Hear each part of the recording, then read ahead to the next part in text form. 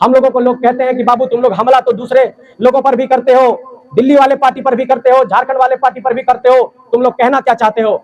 हमने कहा कि हम लोग साफ तौर पर, स्पष्ट तौर पर यह कहना चाहते हैं कि झारखंड के मान, सम्मान, स्वाभिमान और हक अधिकार के साथ कोई समझौता नहीं होगा, और जो झारखंड और झारखंडियत की बात करेगा उसके साथ हम खड़े रहेंगे। लेकिन झारखंडियत का चोला ओढ़कर अगर झारखंड के हक अधिकार को कुचला जाएगा तो हम उसके साथ नहीं खड़े रहेंगे। इस बात को साफ तौर पर कहना चाहते हैं। आने वाले भविष्य में जब आपके बाल बच्चे ये पूछे कि झारखंड के साधारण नौजवान जब निकल करके गलियों में इस आवाज को बुलंद कर रहे थे तो आप किसके साथ खड़े थे, तो आपके कलेजे से यह आवाज आना चाहिए कि हम झारखंड और झारखंडियत के साथ खड़े थे, तब यह माना जाएगा कि आप झारखंड के असली वारिस हैं। और सबसे यह कहना चाहता हूं कि हम लोगों ने 2.5-3 सालों के अंदर झारखंड की राजनीति में एक दखल दिया है, और झारखंड की राजनीति में दखल दे करके यह साबित किया है कि साधारण घरों से भी निकल करके राजनीति में एक जगह बनाई जा सकती है। और पिछले 3 सालों में झारखंड के 32,623 गांवों तक हमारी पहुंच हुई है, और आज हमारे पास एक इतना बड़ा संगठन है जिसमें सिर्फ गांव घर के लोग जुड़े हुए हैं, असली झारखंडी लोग जुड़े हुए हैं जो झारखंड की माटी के लिए संकल्पित हैं। और लगभग 264 प्रखंडों में 24 जिलों में हम लोगों का एक बहुत बड़ा संगठन तैयार हुआ, और यह संगठन सिर्फ झारखंड की माटी के लिए लड़ रहा है। और इस लोकसभा चुनाव के दौरान हम लोगों ने चुनावी राजनीति में पहली बार कदम रखा है, और सभी लोगों ने, झारखंड के एक एक आम जनमानस ने हमारे इस फैसले का स्वागत किया है। और ऐसा नहीं है कि यह फैसला हम लोगों ने अपने विचारों से ले लिया। हम लोगों ने धनबाद के बलियापुर में लगभग 2.5-3 लाख लोगों को जुटाया था, और वो 2.5-3 लाख लोगों से हम लोगों ने एक राय मांगा कि क्या जो हमारी मांगे हैं आंदोलन के रास्ते से, जो हमारी मांगे हैं आंदोलन के रास्ते से, क्या ये सरकार अगर नहीं मान रही है, हमारे बीच में जो राजनीतिक सत्ता में जो लोग बैठे हुए हैं वो लोग नहीं मान रहे हैं, तो क्या हमें चुनाव लड़ना चाहिए? तो उसके बाद झारखंड के लगभग 3 लाख लोगों ने एक साथ कहा कि आप लोग चुनावी राजनीति में जाइए, एक एक आम जनमानस आपको मदद करेगा। और आज की तारीख में ये बात कहते हुए बहुत गर्व महसूस हो रहा है इस सुकरीगढ़ा चितरपुर की धरती पर कि झारखंड की धरती ने बहुत लाड प्यार दिया है, और झारखंड की हरियाली को आज इस तरीके से माथे पर सजा करके गांव गांव घुमाया है, इससे पूरे झारखंड में खलबली मच गई है। और पूरे झारखंड में एक बात ये कही जा रही है कि ये नौजवान वास्तव में झारखंड को बदलने निकले हैं और इनको साथ देना चाहिए। लेकिन इन सबके बीच एक बात मैं ये कहना चाहता हूं कि हम लोगों की पहली लड़ाई इस बात को लेकर के है कि झारखंड की राजनीति में जिन नेताओं ने यहाँ का नेतृत्व किया, उन लोगों ने कभी भी खांटी झारखंडी खतियानी लोगों का, जो झारखंड के मूलवासी, आदिवासी, पिछड़े, दलित, अकलियत, सदान, यहाँ के जो यहाँ पर खेतीहर मजदूर किसान हैं, उनका ख्याल कभी नहीं किया। और शायद यही कारण है कि आज हमारे लोग 10,000, 5,000, 15,000 कमाने के लिए देश के बड़े बड़े शहरों में पलायन करते हैं, और वहां पर उनको किस तरीके से शोषण होता है, किस तरीके से परेशानी होती है, ये बात किसी से नहीं छिपी है। हमारी लड़ाई इस बात को लेकर के है कि झारखंड में जितने खदान हैं, हमारी लड़ाई इस बात को लेकर के है कि झारखंड में जितने माइंस हैं, झारखंड में जितने यहाँ पर प्लांट हैं, उन सब में सबसे पहले झारखंडियों की नौकरी सुनिश्चित करो, और उसके बाद ही आगे की कोई बात करेंगे। ये हमारी पहली मांग है। हम लोगों ने एक मांग ये भी रखा था कि झारखंड में कौन झारखंडी है इसकी परिभाषा तय हो। लोग कहते हैं कि आप लोग राज्य के मुद्दे पर लड़ रहे थे, लेकिन आप लोग लोकसभा चुनाव लड़ने क्यों आ गए? लेकिन इस सुकरीगढ़ा के बाजार के समीप से ये कहना चाहता हूं कि ये लोकसभा चुनाव लड़ने इसलिए आए हैं कि क्या इन 14 सांसदों को पिछले 10 साल से जो लोग बैठे हुए हैं, पिछले लंबे अरसे से जो लोग जीतते आ रहे हैं, ये झारखंड के 14 सांसद जो 24 सालों से यहाँ पर सत्ता से काबिज रहे, ये झारखंड के 81 विधायक जो सत्ता में रहे, क्या इन 14 सांसद, 81 विधायक, 6 राज्यसभा सांसद, इनकी यह जिम्मेवारी नहीं थी कि झारखंड के मुद्दों को बहुत ही प्रमुखता के साथ, जो यहाँ स्थानीयता का मुद्दा है, नियोजन का मुद्दा है, उस मुद्दे को सदन के अंदर रखा जाए? लेकिन ये कहते हुए बहुत दुख होता है कि यहाँ पर झारखंड के 14 लोकसभा सांसदों ने देश के सबसे बड़े पंचायत में, लोकतंत्र के सबसे बड़े मंदिर में, संसद भवन में कभी भी झारखंड का मुद्दा नहीं लहराया, कभी भी झारखंडियत की बात नहीं की, कभी भी स्थानीयता की बात नहीं की, कभी भी नियोजन की बात नहीं की। झारखंड के लोग इतना लड़ते रहे कि हमें स्थानीय नीति दो, लेकिन देश के संसद भवन में इस मुद्दे को उठाने वाला कोई एक सांसद तक नहीं मिला। लोग कहते हैं कि आप लोग जो कहते हैं कि दिल्ली में आवाज उठनी चाहिए, अरे हम तोहनी के समझावल चाहो कि दिल्ली में से भरी आवाज उठे चाहिए कि एक कानून झारखंड में है सीएनटी के, और सीएनटी के कानून से जानो की जमीन के रक्षा हो है। वो कानून संविधान के 9वां अनुसूची में शामिल है, से भरी रक्षा हो है। तो जाने तो कि एकर पहले एक सरकार ओकरा संशोधन करे चाहोल है, लेकिन संशोधन करे के चक्कर में वो सरकार के खमियाजा भी भुगतो पड़ है। तो जो कानून 9वीं अनुसूची में रहता है उसका संशोधन राज्य सरकार भी नहीं कर सकती है। हमारी लड़ाई इस बात की है कि जब जब स्थानीय नीति बनाने आते हैं तो लोग कहते हैं कि समानता के अधिकार का उल्लंघन हो रहा है। देश के किसी भी कोने में कहीं भी किसी को जाकर के रोजगार लेने का करने का अधिकार है, इसलिए ये झारखंड में झारखंडी और बाहरी भीतरी की बात मत करो।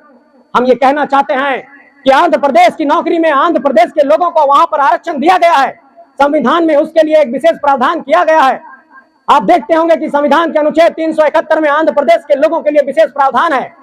अगर झारखंड की स्थानीय नीति को संविधान के 9वीं अनुसूची में शामिल कर दिया जाए तो ये कानून फिर दूसरी कोई राज्य सरकार बदल नहीं पाएगी, क्योंकि एक संवैधानिक संशोधन का मसला है।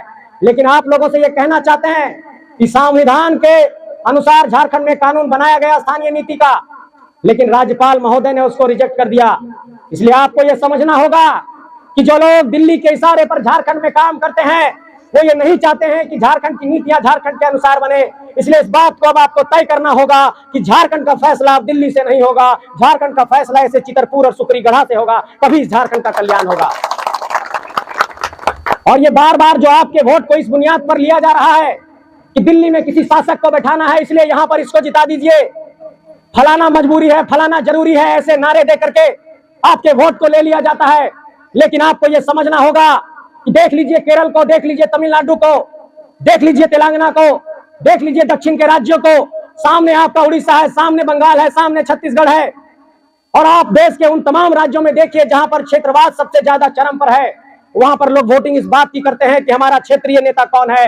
अरे पहले अपनी माटी से अपना सांसद तो बनाओ, फिर जो झारखंडी मुद्दे के साथ खड़ा होगा उसके साथ जाकर के दिल्ली में समर्थन देना है कि नहीं देना इस बात पर फैसला होगा, लेकिन पहले अपनी माटी से अपना नेता चुनिए। लोग कहते हैं कि अपनी माटी से अपना नेता कहां से लाओगे? अरे हमने कहा कि इसी माटी ने पैदा किया है इतने शख्सियतों को, तेलंगा खड़िया, नीलांबर पीतांबर, शेख भिखारी, नादिर अली, जयमंगल पांडे, बिरसा मुंडा इसी धरती से पैदा हुए, शिबू सोरेन इसी धरती से पैदा हुए, तमाम क्रांतिकारी इसी धरती से पैदा हुए। तो इसी धरती से इसी दौर में हम लोग 81 विधायक और 14 सांसद निकाल करके दिखाएंगे, ये आपको भरोसा दिलाना चाहते हैं। लोग ये कहते हैं कि तुम लोग क्षेत्रवाद की बात करके झारखंड के हालात को, झारखंड की परिस्थितियों को, झारखंड के सद्भाव को, प्रेम को, भाईचारा को बदलने की कोशिश कर रहे हो। हमने कहा कि अपना हक मांगना भेदभाव करना नहीं होता है, पहले हमारा पेट भरेगा तब हम किसी दूसरे का ख्याल करेंगे। आज हमारे लोग दिल्ली मुंबई में जाकर के दर दर की ठोकरें खा रहे हैं, अपने 1-2 साल के बच्चे को घर में छोड़ करके पलायन कर रहे हैं। इसलिए इस पलायन की पीड़ा को समझना होगा, झारखंड के इस दर्द को समझना होगा।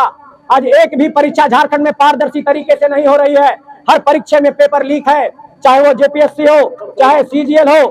मैं ये पूछना चाहता हूं कि क्या ये जो गरीब मजदूर किसान के बच्चे हैं, क्या वो 25-30 लाख रुपए रिश्वत दे पाएंगे? क्या वो झारखंड के नौकरी को हासिल करने का हक नहीं रखते हैं?